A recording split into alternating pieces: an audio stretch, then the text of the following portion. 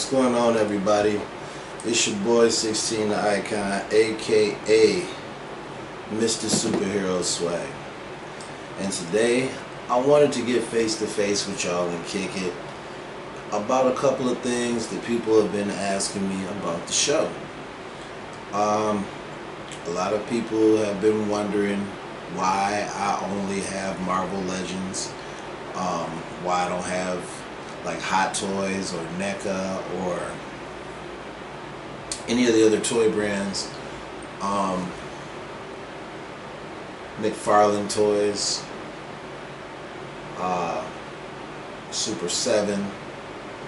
There are a lot of toy lines, and the answer to that question would have to be I am most comfortable with the Marvel Legends line because of the articulation, the paint jobs, the face sculpts or head sculpts as we call them, the overall price point,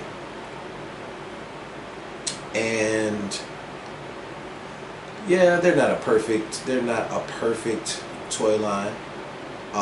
There are things that all of us as collectors would like to see Hasbro do for Marvel Legends. We want to see them finish teams. I'm currently rocking the Black Bolt because I have the 2-pack on the way with Crystal and Lockjaw, which is something that I had been waiting for. I want them to finish and get Gorgon. I want to see Gorgon with those legs that they use for the Rentra Build-A-Figure. I feel like they can put that Gorgon together. I know that what they do is a lot of retooling and reuse. Now, since I know that formula, I'm in their bag. Like, okay, well, if that's what we're doing, we should be able to get Gorgon like that, because they should be able to go right over there and take the Rentra Build-A-Figure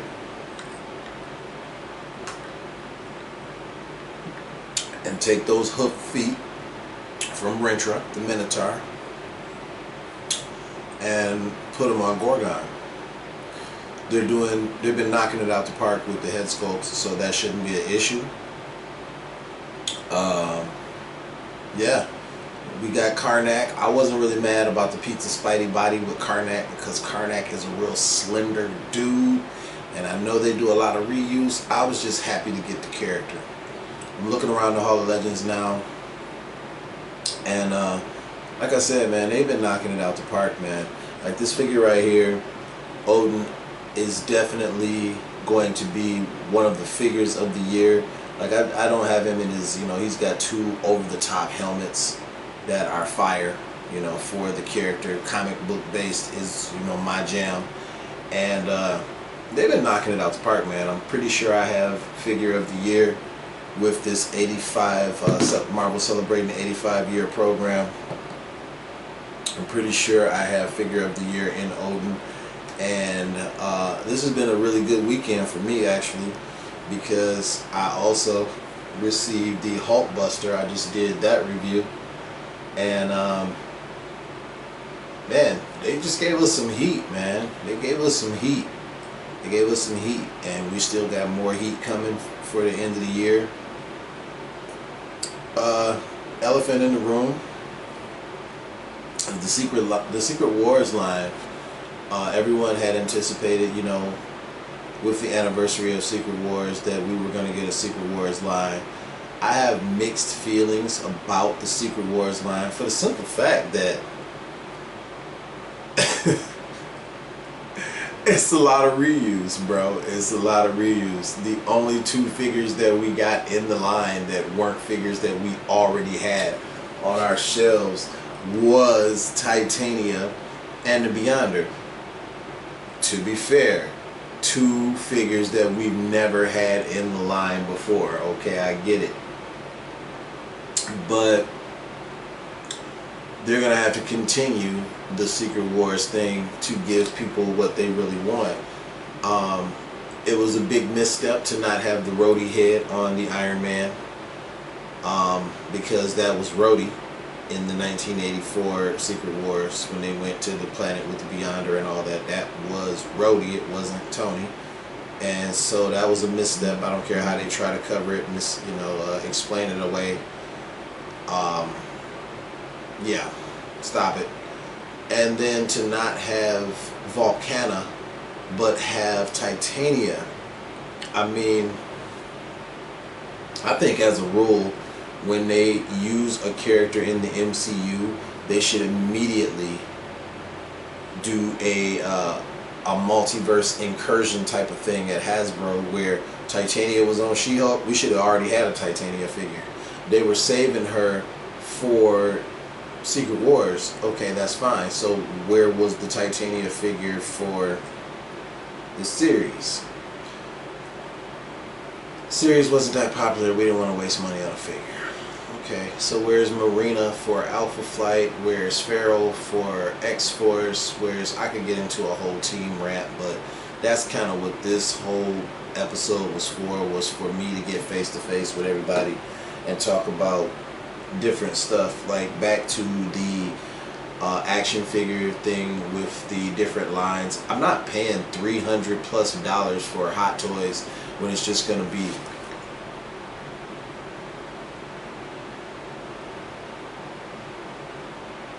and that's it. That's all it's gonna do. It's not gonna pose around. I'm not gonna be able to put it in different settings with other figures, because it has its own base and whatnot and everything, so it's going to take up a whole lot of real estate on my shelf. And then if somebody knocks it over, it's $300+. I'm going to be really, really irritated if something happens, and that's just one. Now for the $24.99 price point that you usually get a single action figure from Hasbro, bro, you can't beat it. I am going to start probably getting more G.I. Joes, because I want more civilian, more military characters for the stuff that I'm doing with the shorts. And I really want more civilian characters. I want General Thunderbolt Ross. I want Talbot. I want Betty Ross. I want a Bruce Banner with some purple pants ripped up, where they could use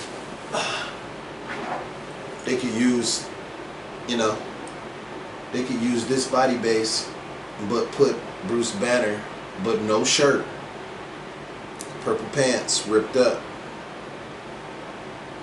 white shirt to drape over the smaller figure, because the whole thing with the shirt growing with the Hulk, no, that doesn't happen. What happens is the shirt rips as he grows, and then it becomes a shredded mess and it's on the ground. It doesn't grow with him, so that even though it does look cool as a display, that's not what happens. So I don't know how they could figure that out, but we need more civilian characters. And I had notes. I definitely want to do my shout outs for TikTok. I got a whole TikTok family that helped me grow my following on TikTok. So for Dros Beef and Mrs. Dros Beef, it's getting hard to keep those credit card bills down. I love when he does that, man. That's my dude. Dros Beef, Mrs. Dros Beef, Cybertronian Quest, The Raider 420. And yeah, that was it. I memorized all of that. To all of my TikTok peeps, I want to say thank you for helping me grow. And if I missed anybody, I apologize. I will definitely get you on the back end for that. And I've just been having fun doing the shorts and building the story, and getting different supplies. And a friend of mine on TikTok asked me to do tutorials for how I've been doing the setups for the shorts, and I've been really enjoying myself doing a lot with the Extreme Sets diorama. I got the Extreme Sets diorama, the one thing, I have been looking at dioramas for forever, man. You get a bunch of figures, and then you don't have any cityscape or anything for them to battle, or to fill out that scene. And so I got the Extreme Sets diorama. The first one I got, which is the hotel, and it's it's a double decker, but you can put them side by side, and you know, it's just like those little combinations. I'm gonna tell you now, shameless plug right here. Once you get one, they're like Pringles. Once you get one Extreme Sets diorama, you're gonna want another one and another one and another one. I am about to get Extreme Sets Sector 7, and I want to get a second Sector 6 because of all the combinations I've already come up with just that one set. I'm just like, man, I can make so much more happen if I had a second set. If I had more columns, I could make so much more happen. It's just the possibilities get me excited. So I've been hitting Michael's and you know, arts and crafts, and you know, getting different things to make different scenes. I've been inspired by people on Instagram like Century Productions, and there are other really talented cats on Instagram and TikTok that do their thing and have inspired me, you know, to get deep in my imagination and make things happen. So yeah, but I just wanted to get on here face to face and talk about a couple things. I'm not going to keep you too much longer. I wanted to talk about the rebrand. Next season, which will be season 4 of Action Figure Junkie, I am going to change the name of the show to rebrand for my music. Now, for those that know me, you know, when I'm on stage doing the music, 16 the Icon is also known as AKA Mr. SuperheroSwagg. Now, I have a song on Spotify. You can look it up. It's called SuperheroSwagg, and it basically is me on Nerd Overload, but with bars. And so, you know, me hanging out with the superheroes for the first two songs, and then superheroes get mad because I'm kicking it with all their females, and so then they kick me off the team, and I start hanging out with the supervillains for Supervillain Swag on the 3rd song. All songs are produced by Crackalack. If you don't know anything about Crackalack, look him up. I just get quiet on that and say, look him up. But very talented young man. But yeah, so the rebrand is coming. The show will be called SuperheroSwagg because, I mean, why not? SuperheroSwagg. I have plenty of superhero swag on stage and off. So the show will now be rebranded, of course, thinking to incorporate the music and just have that be cross-platform promotion. Yeah, so we're definitely going to do that. Coming attractions, I've got that Crystal and Lockjaw 2-pack, as I said. That's why I've got the Black Bolt and Humans t-shirt from SuperheroStuff.com. And I've also got that Punisher and Bushwhacker 2-pack. And if you've been watching any of the shorts, you know that I've got a whole little story going on with Kingpin and Punisher, Daredevil, Shang-Chi, Luke Cage, and Iron Fist. Spider-Man is slowly creeping into the story.